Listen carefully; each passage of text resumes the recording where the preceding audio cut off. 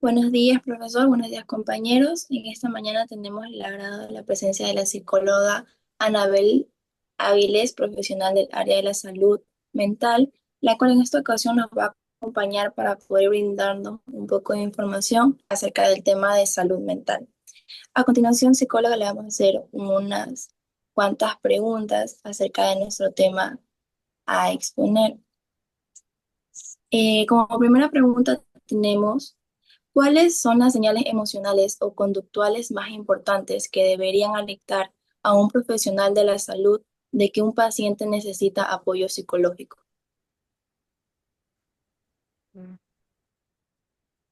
Son varias, porque son distintos los apoyos que puede recibir una persona. Diría que amerita acompañamiento cuando las emociones resultan en reacciones desbordadas. Y las reacciones desbordadas se pueden dar a través de síntomas somáticos, temblores, dolores, jaqueca, migraña, alergias, o ya a nivel conductual a través de reacciones que pueden ser autodestructivas, autolesivas también para la persona, pudiesen ser ataques o arranques de ira, golpes, atracones, cortes, etcétera. Y también hay otro tipo de reacciones más asociadas quizás a la ansiedad o a la tristeza, donde también se ve afectada un poco la funcionalidad de la persona, como el llanto excesivo, ¿no? El llanto normal es habitual y es necesario dentro de nuestra dinámica, pero el llanto excesivo, el miedo excesivo, como reacciones emocionales que preguntabas, y en conducta se pueden ver desde el aislamiento, el desánimo, la desmotivación, la anedonia, que esos son como señales muy claras de alerta de que tenemos que prestar atención. Entonces serían varias Ujú. para poder dar eso. Ah, listo. Otra pregunta, psicóloga. ¿Qué beneficios nos aporta el poder trabajar en conjunto, tanto odontólogos como psicólogos? Muchísimo. Yo creería que la odontología es una carrera sumamente relevante con el contacto de las personas, aparte del cuidado y la higiene del área bucal y demás. Pero el mantener esta zona funcional es parte del sujeto también de vivirse su autonomía. Es un criterio muy directo de qué tan autónomo puedo ser y cómo también puedo ejercer mis actividades de vida diaria de una manera cómoda. Entonces le da autoestima, le da autovalía, le da autonomía y le ejerce de muchas características que nosotros podemos también en psicología tomar como factores protectores para trabajar con la persona. Diría que ese es el punto número uno. De ahí también el acompañamiento, debido a que el contacto directo que puede tener el profesional, en este caso el odontólogo, con la persona, es en una medida invasivo. El hecho de ingresar en su área vocal, el andar, el tocar, el mover, el hacer todos estos movimientos puede llegar a sentirse como muy invasivo para el sujeto, y el tener un acompañamiento psicológico donde se entienda cómo va a ser el procedimiento, donde se entienda cuál es la relevancia también del mismo y la tranquilidad de la persona al momento de llevarlo a cabo, resulta necesario para poder ganar esta confianza. Y de ahí, como también lo mencionaba, el conjunto de estas dos cosas ayudaría al sujeto en su desarrollo, principalmente de autoestima, diría yo, autoestima y autonomía. Gracias. ¿Cómo podremos identificar cuando el dolor tiene un componente psicológico importante en el paciente en la cita odontológica? Wow, una buena pregunta. Eh, el dolor está, el dolor es inevitable, el dolor es físico, existe, ¿no? Pero también existe una exacerbación de este dolor debido al impacto psicológico, debido al significado o al temor que exista detrás del mismo. ¿Cómo podemos ver estas señales? Yo creo que se asocian mucho con el nivel de ansiedad o el nivel de miedo que puede presentar esta persona.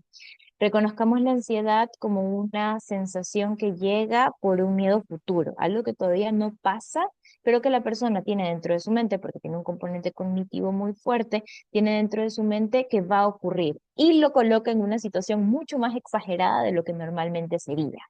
La ansiedad está como un mecanismo de defensa para que nosotros podamos prever situaciones y mantenerlas de una manera, como que tener contingencias frente a las mismas.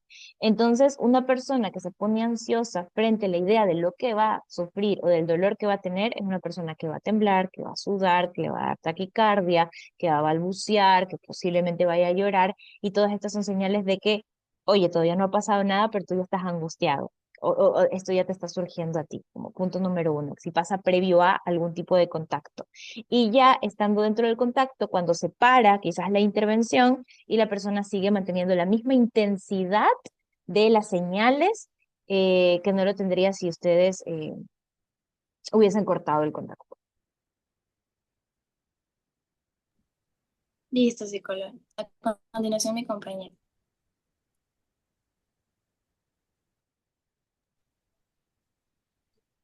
La siguiente pregunta es, ¿cómo debe comunicarse al paciente la necesidad de una referencia a psicología para favorecer la adherencia al tratamiento? Va. Y esa parte es un poco compleja porque todavía existe un estigma dentro del área de psicología, o sea, relacionado al área de psicología. No tanto como antes, yo creo que está mucho más aceptado el ir al psicólogo actualmente, especialmente por las nuevas generaciones que antes, pero igual existe en generaciones mayores, adulto mayor, adulto medio, la idea de que si te mandan al psicólogo es una derivación por lo que estás loco o porque vas a recibir medicamento cuando el psicólogo no medica, sino que lo hace el psiquiatra. Entonces, al inicio, quizás cuando ustedes mencionen, voy a hacerte una derivación psicológica, suena, tienes un problema grave y tienes que solucionarlo. Entonces, diría que lo primero que pueden hacer ustedes, nosotros en psicología lo llamamos psicoeducar, ustedes pueden hacer un proceso de promoción, un proceso de también de psicoeducación, donde le indiquen primero a la persona de qué trata la psicología. Mira, existe este profesional que lo que se encarga es de escuchar, de conversar, de dar a veces cierta guía relacionada a sensaciones o problemáticas que tú tienes, y yo creería que debido a lo que tú has estado expresando, lo que me has estado contando, podría ser bueno que vayas con él o que vayas con ella. Por eso voy a realizarte una derivación. Eso se llama naturalizar el proceso. Entonces, ustedes le dan la importancia, naturalizan de qué trata, psicoeducan la parte de qué consiste la psicología y ahí hacen la derivación, eso como punto principal. Y lo segundo, que tampoco escandalizar al sujeto como te está pasando algo horrible, ¿no? Tienes una ansiedad que no se te va, necesito que la calmes. No, tranquilizarlo, decir que se puede trabajar y que por eso justamente están realizando la derivación. Ya. La siguiente pregunta es, ¿existen casos en los que la atención odontológica debe posponerse hasta que el paciente reciba apoyo psicológico? Yo creería que sí, particularmente con niños. A veces los niños con TEA, niños con, dentro del espectro autista, o niños que tienen algún tipo de hipersensibilidad, ellos están en la manipulación, el doctor intenta trabajar con ellos, la doctora intenta trabajar con ellos y no pueden, ocurre esa desestructura, ocurre el berrinche del niño o ocurre toda la situación de episodio y que no puede parar. Entonces sería mucho más traumático para el niño y yo diría que también para el profesional de no saber qué hacer en ese momento, el seguir trabajando. Entonces quizás en ese momento la derivación o el acompañamiento serviría mucho.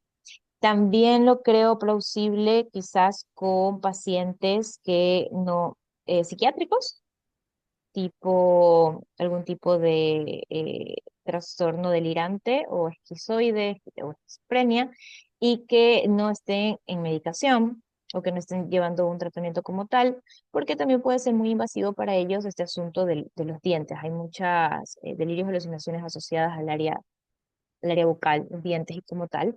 Entonces, quizás un acompañamiento con ellos también resulta necesario previo a una intervención odontológica.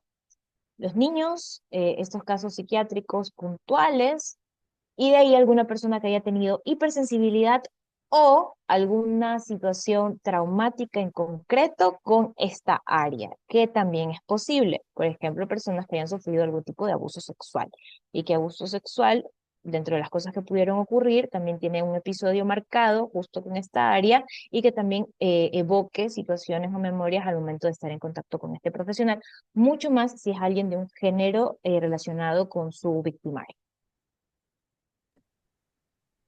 Gracias, Doctora, doctora. A continuación, mi compañera. psicóloga, tal vez existen casos en que la atención odontológica, perdón, dice, ¿qué hacer si el paciente rechaza la referencia al psicólogo? ¿Qué debemos de hacer? ¿Cuáles son los pasos a seguir? Ujú. Bien, nunca se le obliga a alguien a ir al psicólogo. Eso es algo como primordial, porque la persona que va obligada, la persona que busca el cambio o que genuinamente va a querer trabajar. A los únicos que aceptamos que vayan obligados son cuando son enviados por corte, o sea, por alguna amonestación judicial, que suelen ser por casos de demandas alimenticias, o por situaciones también de abuso, porque son los victimarios, o en el caso de los pacientes que tienen dependencia de drogas. Entonces, ellos se los acepta aunque van obligados. Pero de ahí el resto se procura que sea voluntario, que tengan voluntariedad al momento de asistir. ¿Qué se haría? Yo diría nuevamente entrar en el aspecto de la psicoeducación o la naturalización de qué es lo que significa ir al psicólogo como punto número uno.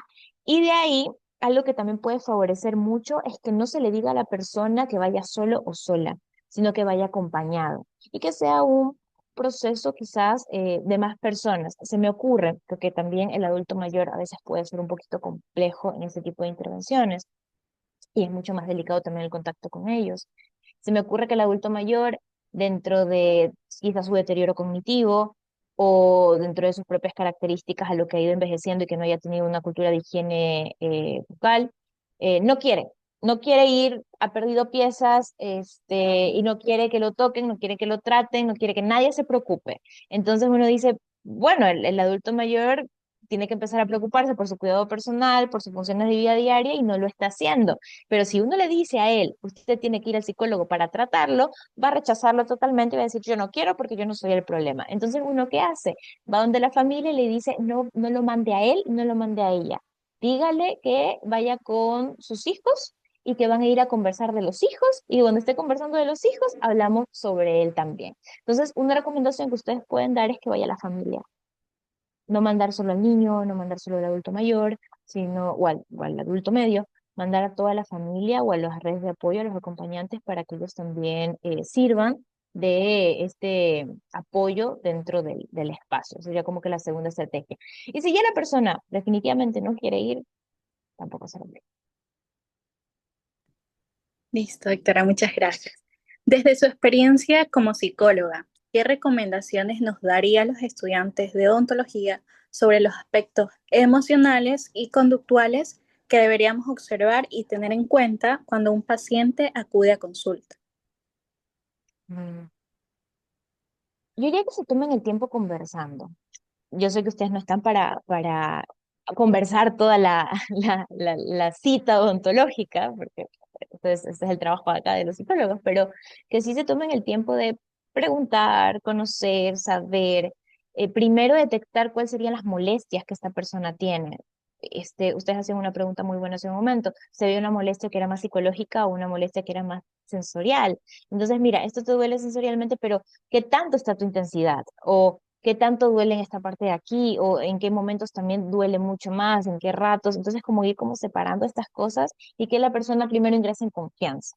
Ingresar en confianza, explicarle a la persona todo lo que ustedes van a hacer para que entienda y mientras va entendiendo se vaya relajando también. Y las señales que ustedes pueden observar físicas primero, o sea, objetivas a nivel de signos visuales, cómo se achican los ojos, este hecho de tengo miedo, los microexpresiones que también ayudan muchísimo, movimiento de las manos, los pies, piernas cruzadas, pies cruzados, brazos cruzados, ahí van a notar a su paciente tenso, hombros hacia adelante, cuello, todo esto es tensión. Entonces, si ustedes intervienen en tensión, mientras más tensión, también más dolor hay porque está mucho más retraído todo. Entonces, procurar primero esas señales, relajación.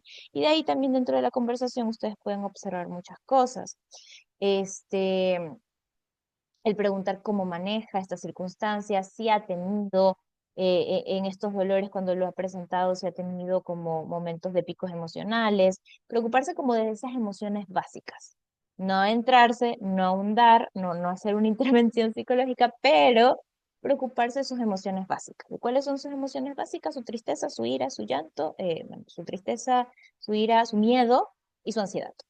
Las cuatro, yo diría, básicas en el caso de ustedes. Muchas gracias, doctora, por compartirnos de sus experiencias. Eso